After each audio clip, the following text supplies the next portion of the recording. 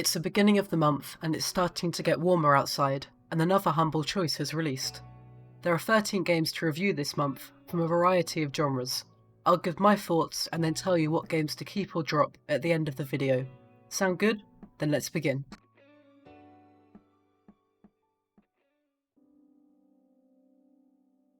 This month's Humble Original is Before I Forget, a short story-based narrative showcasing the first-hand experience of memory loss. Personally, the issue explored in this game is incredibly close to home, and I think that this game deals with memory loss in a very thoughtful and nuanced way. As memories are recalled by interacting with objects, the dull grey world is covered with watercolour. Interacting with these objects is slow, yet I believe this helps the game, allowing the player to stop and reflect, showing the difficulty and time spent it takes to remember. Voice acting here is good, conveying the confusion that many with memory loss encounter. I'm keeping specific plot details vague, as this short experience is best enjoyed without prior knowledge. I finished this game in one 40-minute sitting and found the graphics, music and story to be impactful. I highly recommend.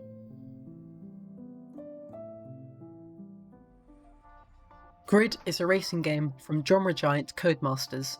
In terms of realism and difficultness, it's not as arcadey as the Forza Horizon series, but not as complex as the developers' Formula 1 games.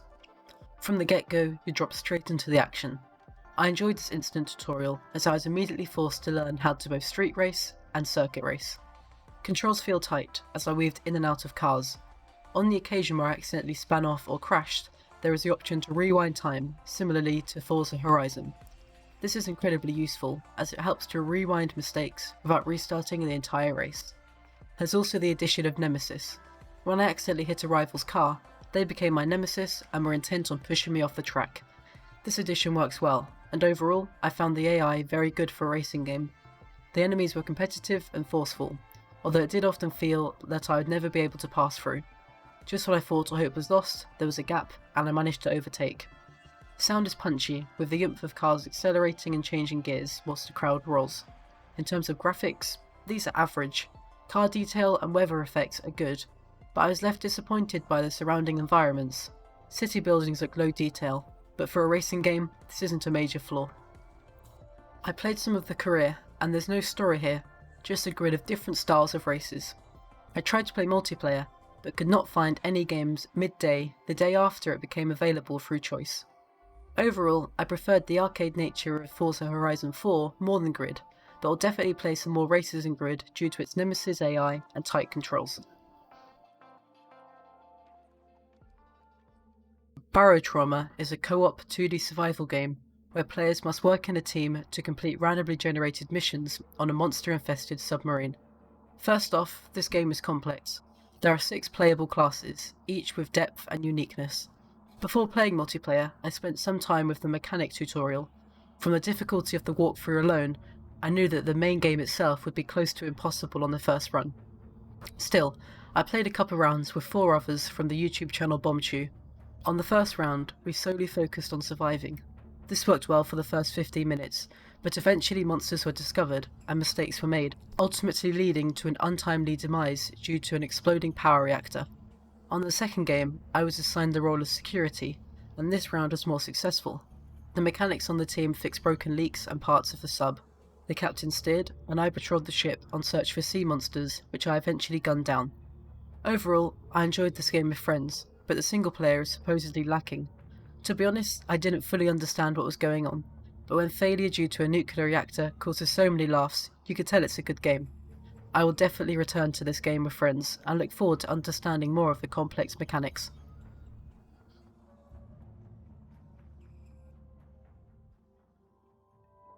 The Stillness of the Wind is, well, it's difficult to describe. At its core, it's an atmospheric daily routine simulator. You're an old lady, making cheese, growing crops, and reading letters. First off, this game is slow, which isn't a problem, but it's worth being aware of. The low-poly art style and chill soundtrack is suitably laid back. I immediately played this after Barotrauma, and the contrast between the two games is striking. With Barotrauma, I was forced to pay full attention, watching vitals and listening to orders. With the Stillness of the Wind, I could really unwind and enjoy a more passive experience. I can see what this game is going for, but it's not for me. If you enjoy these types of games with repeated activities and a gentle ambiance, then you'll love it. For me, I prefer a bit more action and less monotony, but I cannot deny that this will be very appealing to a certain audience. To be honest, this next game was not what I was expecting whatsoever. When I first saw Overload, I mistakenly mistook it for a Star Fox-style arcadey space shooter, so imagine my shock when I booted up the game and discovered that I was controlling a weapon-equipped drone throughout detailed environments. I recently finished Deliver Us the Moon, and one of my favourite elements of the game were the drone sections, so this was a pleasant surprise. I originally started out with playing with keyboard and mouse, and found the experience very disorientating. I switched to controller and disabled drone wobble when moving, and found the game easier to process. On the first mission, I struggled to find a button to open the door, and searched all over the map, even using a holo map to look for a hidden section. Although I found some hidden power-ups on this quest, the button itself was just above the door. The curved AI looked great on my curved monitor, and the graphics and movement were both smooth. There seems to be a basic lockdown in space story, which I mostly overlooked, as I focused on the environments and combat. Other viewers have been prone to motion sickness, but I did not experience this. However, there is some adjustment in order to get used to the abnormal 6 field of view controls. Overload was a refreshingly new genre for me to explore, and I think this can be enjoyed by newcomers and veterans alike. Remnants of Naezith is a tightly controlled platformer. I really enjoyed my first 30 minutes of it. From the start, there is a mechanic of a grappling hook, which can be used to swing around obstacles and accelerate towards the end goal. Throughout the levels, new combinations of button presses can be learnt. For example, the combination of a dash and a jump on water can allow you to briefly run on water. There's an emphasis on speed here, with the option of a speedrunning mode and a global leaderboard of time spent at the end of each level. The music here is also great, with electronic beats accompanying the rapid movements. Don't expect to be perfect at a level each time. There will be many resets and deaths, but the feeling when you finally complete a challenging level is great, and this is a game I will definitely be returning to.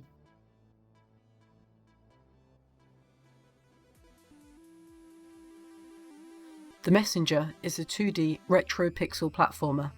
The pixel art here is well detailed, and the chiptune soundtrack is fantastic. The story is very basic. Deliver a scroll to defeat a big bad guy. Sure, this game has a nice pixel style and an incredible soundtrack, but what surprised me the most is the dialogue.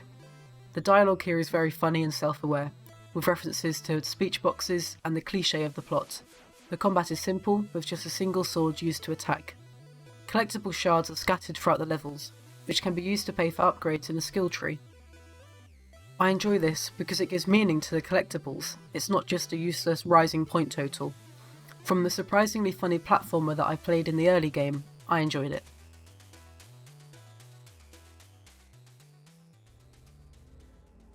Hellblade, Senua's Sacrifice is a psychological atmospheric game set in the Viking Age. First off, this type of game is not for me. I was very relieved when I could finally take off the headset and shut down the game after the time I needed to play in order to review. This is intense. With headphones on, I was surrounded by voices from every direction. Some supportive, but most mocking my inadequacies. Audio design here is perfect. It successfully made me feel eerie and uncomfortable, so that's a job well done. The Viking environments are well done, and interactable runes explain more of the backstory. There's a mixture of light platforming and combat, but the focus here is on the story and audio. I can tell that a lot of this game has been carefully researched to provide a genuine psychological experience, and in terms of sheer game making, graphics and audio, this game is incredible, and the numerous awards show this. If you enjoy a more dark, slightly horror style of game, then this would be perfect for you. But for me, as someone who is not a fan of dark psychologic games, I did not enjoy it.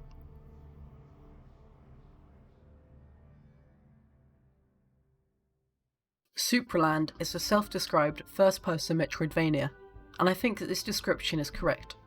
You collect coins throughout the map, which can be spent on upgrades and items. The new abilities and items then allow you to progress. For example, the first main goal in the game is to get an item from the Red Tower. To collect this item, I had to make a triple jump, which was impossible, as I had not unlocked this ability. By spending my coins and collecting barrels, I bought the ability to double jump and the unlock of a purple cube. Now I had unlocked these items, I could now have the option to buy a triple jump and proceed with the mission. By the time I did this, I'd spent 30 minutes and I didn't want to stop. At first, I thought there'd be a lot of slow backtracking, but I discovered a jump pad that launched me across the map. The graphics here are noticeably beautiful, with a nice depth of field effect and detailed, scaled up objects. Dialogue is good here too, with conversations being genuinely helpful, giving hints to what I need to do, but not fully spoiling the objective. This is a solid game to recommend. Men of War Assault Squad 2 is a real-time strategy game set in World War II. My experience of this game did not go very well. At first, I went straight into the mission and walked straight into enemy fire. I found the interface and controls confusing, so I of course looked at the tutorial. Unfortunately, the tutorials were a completely black screen, so of course that didn't help me. I went back to the first mission and tried a different route to the objective, but encountered an enemy soldier and it was another mission failure. I didn't like this game at all, and it's not a type of game for me. Still, its very positive reviews on Steam show that for fans of this genre, it's a good game. If this style of gameplay looks appealing, I'd say check it out, but for newcomers, it's not welcoming at all.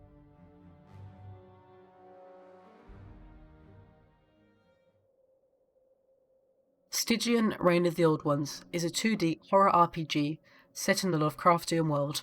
From the start, I need to say that I am not a fan of Lovecraft's work. Still, I think there's some enjoyment to this game.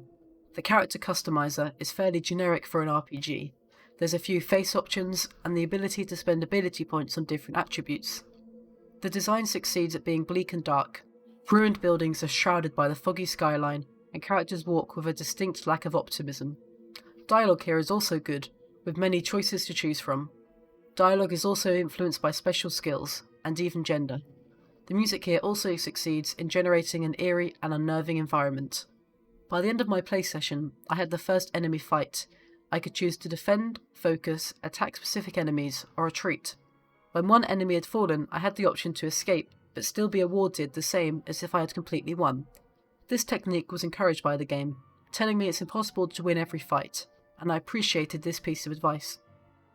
Despite all this positivity towards the game, I won't be returning.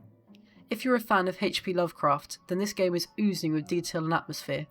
In fact, the game succeeds so much in being dreary and depressing that it feels too bleak for me. I'm not over-enthusiastic on the atmosphere. I'll spend time elsewhere.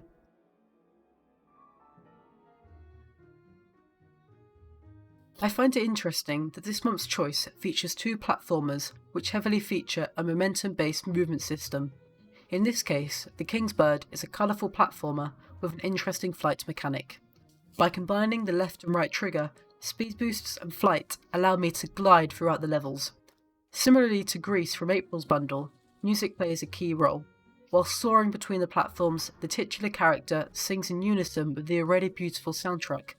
Controls feel slightly floaty, but I think that this is intentional, so as to mimic the gliding nature of flight. The art style is good, whilst not groundbreaking, cleverly using colour and lighting to provide pleasant environments. In terms of story, there's not much here, and I'm okay with that.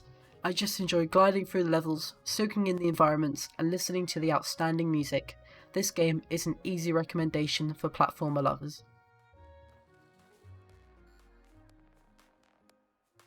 Felix the Reaper is a puzzle game where you control a breakdancing Reaper. And yes, you heard that right. When moving around the levels, your character, Felix, breakdances. Puzzle mechanic here is unique. You control where the sun shines so that Felix can remain in the shadows.